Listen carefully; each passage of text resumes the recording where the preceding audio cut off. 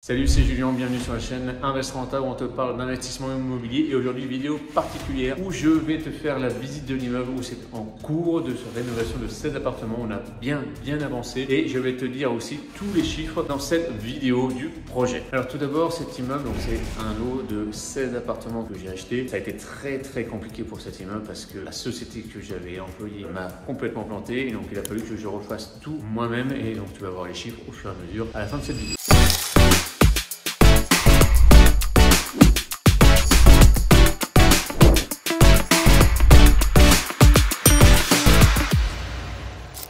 Alors là, on se trouve dans un des appartements, tu vois, donc tout a été refait. Donc on va commencer, tu vois, donc par des cuisines où on a tout installé. Donc où le locataire aura son four, on a les plaques, on a évier. Moi, je mets des éviers de cette matière-là en résine parce que c'est plus solide, c'est plus quali. Donc toi, c'est très lumineux. Pourtant, on est dans l'est de la France, mais c'est comme très agréable de s'y promener. Tout a été isolé. On est en C en termes de DPE, sachant qu'on partait en E, voire G pour certains des appartements. Donc tu vois, les pièces sont spacieuses. J'ai mis donc du parquet PVC clipsable, donc à haute durabilité pour qu'on soit vraiment tranquille là-dessus. On a nos salles de bain. Bon, je sais pas si tu vas y voir grand chose, on n'a pas forcément beaucoup de lumière, mais tu vois, donc moi c'est douche et carrelé au mur, donc carrelage forcément dans les pièces d'eau. Il faut savoir que ce parquet-là peut tenir aussi de l'eau, hein. C'est pas un problème dessus et c'est efficace. Le tableau qui est totalement fait, les interphones, etc. Ça, tout ce qui est aussi les box pour internet, parce que c'est les nouvelles normes. Allez, on va dans les communs. Alors les communs, ce qu'il fallait savoir, c'est qu'avant c'était complètement jaune et c'était pas isolé. Et là, on a tout isolé pour vraiment améliorer le confort des locataires. Et on avait fait l'isolation par l'extérieur. Pourquoi? Parce que je tenais à ce qu'on ne perde pas de mètres carrés dans les appartements pour que ça reste des grands appartements. CDF 3 et CDF 4. Tiens, je vais dans un autre appartement. Donc toi, ils ont tous la même typologie. J'ai fait sur toute la même base pour la réno. Les premières cuisines, je les avais fait en blanc, que tu peux voir là. Et au fur et à mesure, j'ai mis en gris aussi parce que les fournisseurs de cuisine a aussi changé ses gammes. Hop, moi tu vas voir, on va redescendre aussi. Donc là, on est au deuxième étage. Donc c'est 3, 2, 1 et rez-de-chaussée. Là, ici, on est en cours. Par exemple, on est sur les dernières touches d'élec. Donc c'est des gros tableaux. On a tout le matos de l'électricien qui est là. Donc je suis content parce que ça bosse proprement. Cuisine que tu peux voir, encore avec l'élec justement encore à transformer. Donc on a aussi galéré avec les portes sur ce chantier-là parce que la première entreprise avait viré toutes les portes. Il a fallu aussi refaire toutes les lettres parce qu'ils m'avaient arraché tous les cuivres et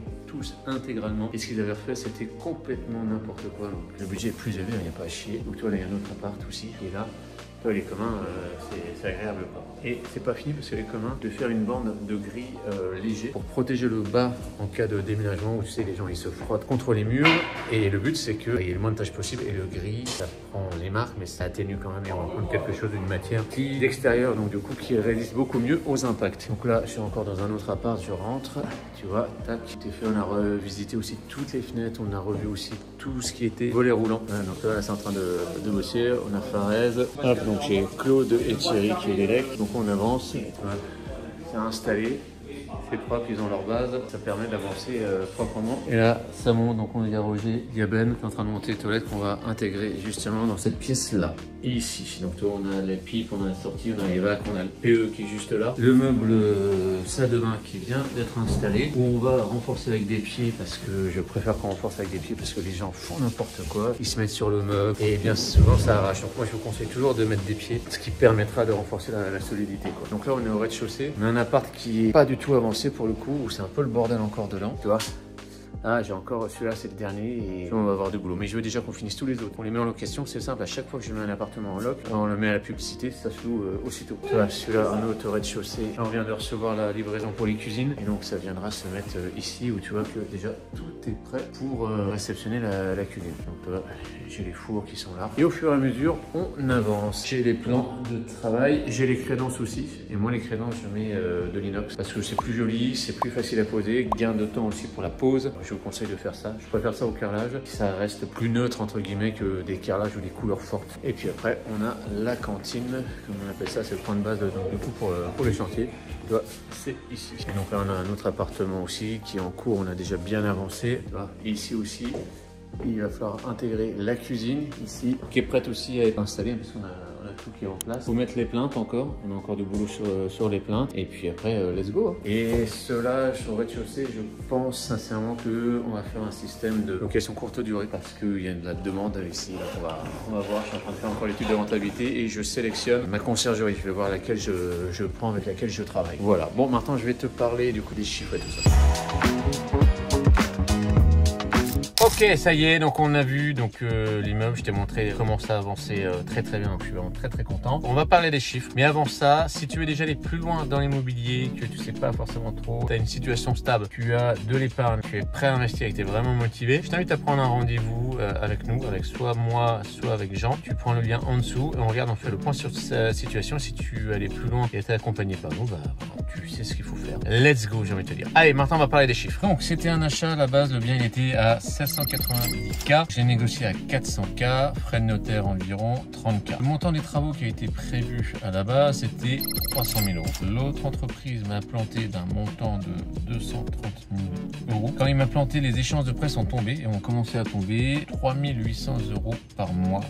Donc en gros 45K annuels qu'il fallait assurer parce que j'avais fait partir tous les locataires, deux précisément, et qui payent et que ça là-dessus il n'y a pas de souci. Et donc moi de ma poche, il a fallu que je réinvestisse à l'heure actuelle donc 260K et je pense qu'il me reste encore à peu près 20K pour terminer. Mais si on reste à l'heure actuelle, je vais avoir un budget en tout total avec ce qu'il a fallu que je rattrape de toutes ces malfaçons et faire quelque chose de qualitatif parce que je voulais faire quelque chose de qualitatif. Pourquoi? Je vais t'expliquer juste après. C'est que le budget total, on est à 990K à l'heure actuelle et la valeur riba de marché de l'immeuble, c'est 1 100 000. Donc la différence technique là, du budget qu'il a fallu que je rajoute, c'était quand même difficile à gérer. Je te cache pas, c'était très compliqué. Pas forcément des bonnes nuits, mais je savais que j'étais dans mon prix de marché parce que j'avais très bien négocié l'affaire. Donc ça, c'est vraiment le prix bas. Et maintenant, on va se poser la question aussi de la revente de ce bien parce qu'effectivement, je veux récupérer moi mon cash pour pouvoir le remettre dans un autre projet et tourner la page en fait de ce projet-là. Du coup, j'ai deux possibilités. Soit je revends à la découpe, soit je revends en une fois. Sachant qu'il y a 16 apparts, tu te doutes bien que ça se fait pas comme ça, 16 apparts. Donc là, je vais reposer encore tous les chiffres pour savoir quelle stratégie je vais utiliser pour vendre en fait cet immeuble-là. Premier réflexe, ce serait de dire je vends en une fois parce qu'en une fois c'est facile, c'est réglé.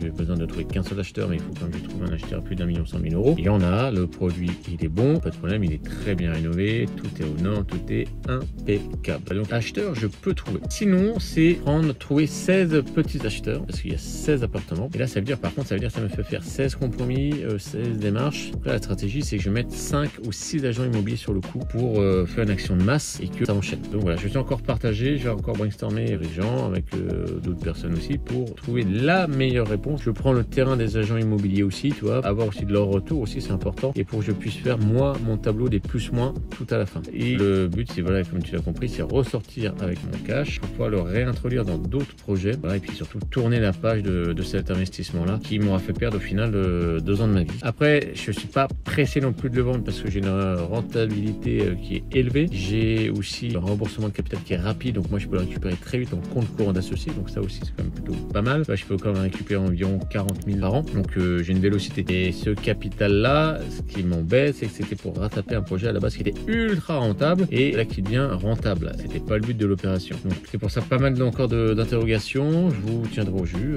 comme d'habitude. Et puis si jamais toi aussi tu veux aller plus loin dans tes projets et tout, tu n'hésites pas à prendre le lien en dessous. Tu as un rendez-vous stratégique, ce sera avec moi ou avec Jean et on fait un point sur ta situation et surtout où est-ce que tu veux aller. Et si tu es trop débutant, tu n'as pas de travail, tu n'as pas d'épargne, rien du tout, il est encore trop tôt pour toi. Il faut déjà que tu aies des revenus stables et surtout avoir un bon dossier quand même près de la banque parce que si dans interdit bancaire, tu n'as pas de thunes et tout, tu pourrais pas faire du miracle avec Jean. Voilà les amis, allez, si tu as kiffé cette vidéo, n'hésite pas, tu mets un gros pouce dessus, n'hésite pas à la commenter aussi, ça nous fait du bien. Allez, je vous embrasse et à très bientôt.